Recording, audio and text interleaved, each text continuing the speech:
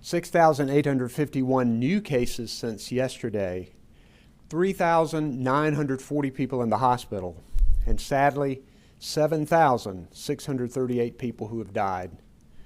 We continue to pray for those in North Carolina and across the country who've lost loved ones and those who are still battling this cruel virus. Just a few days ago, our country endured a violent attack on our nation's capital, the seat of our democracy. It left death and destruction, along with threats by some that there is more to come. This assault on our democracy was the result of dangerous rhetoric, lies, and disinformation that spread far and wide. It's a stark reminder that our words matter.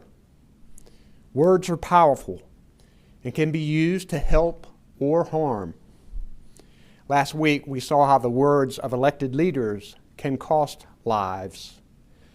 Lies and misinformation have cost lives during this pandemic as well. Our nation experienced a one-day peak in reported COVID-19 deaths on Thursday with 4,085. More people could be alive today, but for dangerous falsehoods that have been spread about the critical importance of masks, social distancing, and other common sense safety rules. Words matter. People listen to leaders and often follow their calls and imitate their actions. As the death toll from this pandemic continues to increase, our leaders must listen to science, focus on the facts, and tell the truth with their words and the examples that they set. The truth is that this disease is spreading fast. We are in a dire situation. The truth is, in order to save lives, people need to follow the safety protocols we have in place. That means wearing a mask when we go out, practicing social distancing, abiding by the modified stay-at-home order, and avoiding gatherings with people who aren't in your household. These simple measures work. Another truth is that the vaccines are safe and effective, and they will save lives. Helping local health departments, hospitals, and other healthcare providers get vaccines in arms as quickly and as equitably as possible remains our top priority. The state is continuing to see a steady increase in vaccination rates, which is good. We expect that to continue. The North Carolina Department of Health and Human Services is working with several local communities to stand up large-scale vaccination events in the coming days that can help get these doses out efficiently into our communities.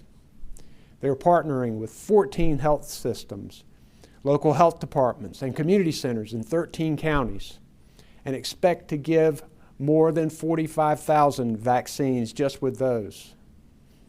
The state already is providing support to local health departments for staffing support. And the Department of Health and Human Services and State Emergency Management have identified hundreds of state employees who can be deployed to assist with vaccine distribution in communities across the state. We are encouraging other locals to ask the state for help. Now, I know that many of you are worried about your loved ones and yourselves, and you want to get a vaccine as soon as possible. Right now, local health departments, hospitals, and other providers are vaccinating healthcare workers who are treating COVID-19 patients. And up next are people age 75 and older, and some areas have already started that, which is good. Vaccine supply across the country is severely limited, but the goal is for us here to distribute as quickly as possible all of the vaccines given to North Carolina by the federal government and to be ready for much more. People are working night and day to make that happen. And at this time, I will recognize our Secretary of the Department of Health and Human Services, Dr. Mandy Cohen, for an update. Dr. Cohen.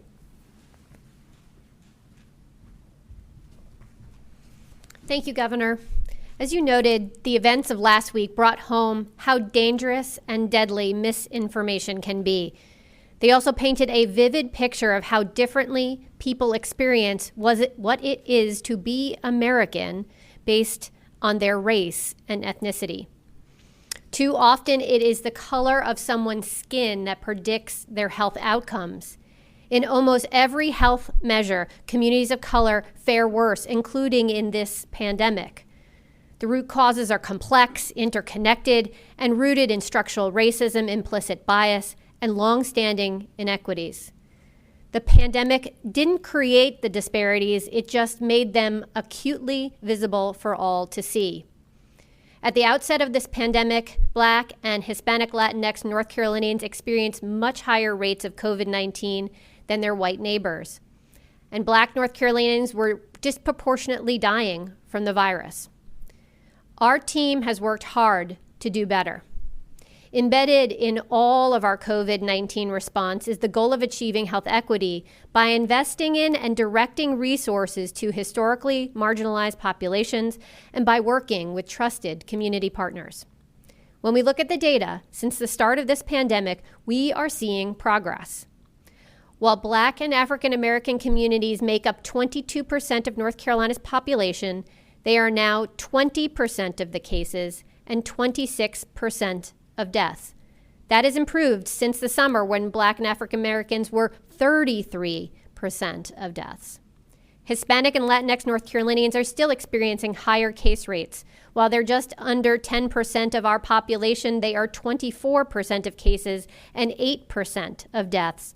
Though we're making progress since the summer when they were at 45% of cases. We still have work to do. We know that the injustices that drive these disparities can also cause very legitimate reasons for people to be hesitant about vaccines. We're working hard to ensure historically marginalized populations are informed about the importance of getting vaccinated. We want them to know it is safe and that it is critically important that all North Carolinians, including communities of color and those who work in hospital settings, both caregivers and residents within long-term care, people on the front lines, and our older residents. That's why we are partnering with trusted leaders and organizations to provide accurate information to communities. Our new video for older North Carolinians is a great example, and so let's take a moment to watch it right now.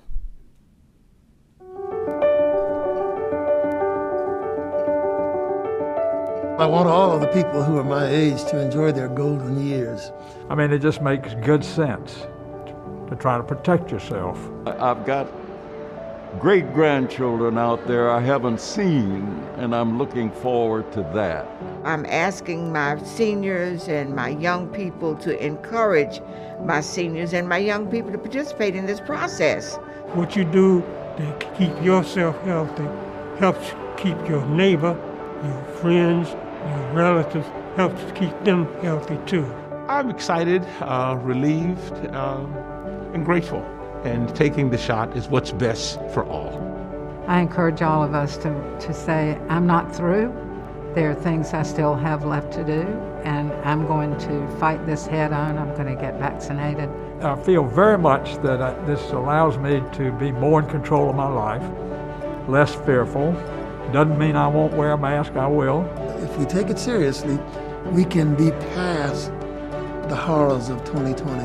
If you have a spot, take your shot. You have a spot? Take your shot. You have a special spot, so please take your shot. You have a spot. Take your shot.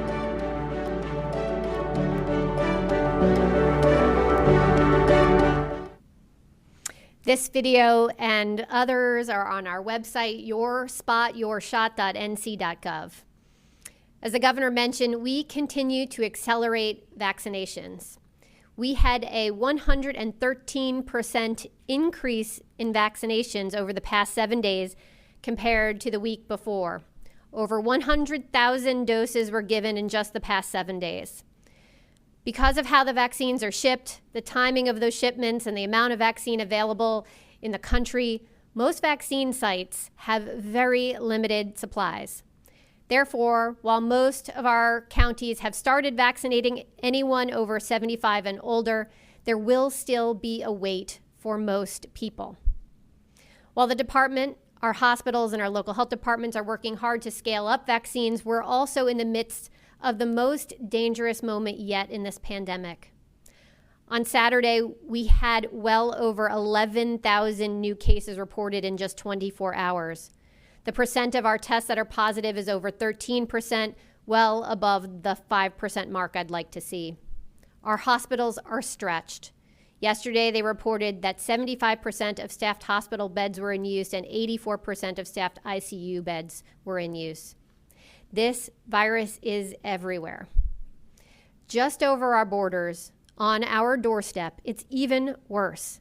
In South Carolina, 25% of tests were positive yesterday. Virginia, 16%. In Georgia, 18%. We cannot let down our guard. North Carolinians should stay home. You should only leave home for essential activities such as going to work or school, for healthcare, to care for family members, or buy food. Keep up with the 3 W's. Always wear a face mask. Wait 6 feet apart and wash your hands often. You can save lives. Whatever your reason, get behind the mask. And remember, you have a spot. Take your shot. Thank you, Governor.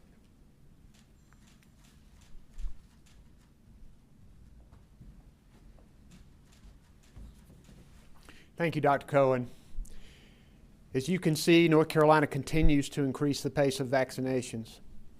And Dr. Cohen's serious warnings need to be heard and acted on. After almost a year battling this virus, we must not get numb to the numbers.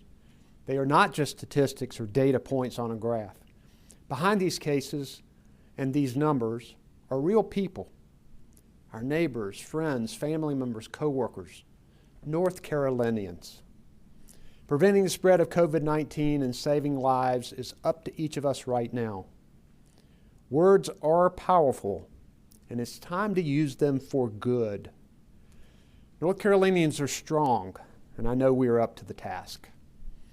Also with me today is Secretary of Public Safety Eric Hooks, Emergency Management Director Mike Sprayberry, Commissioner of Prisons Todd Ishii, and National Guard Adjutant General Todd Hunt.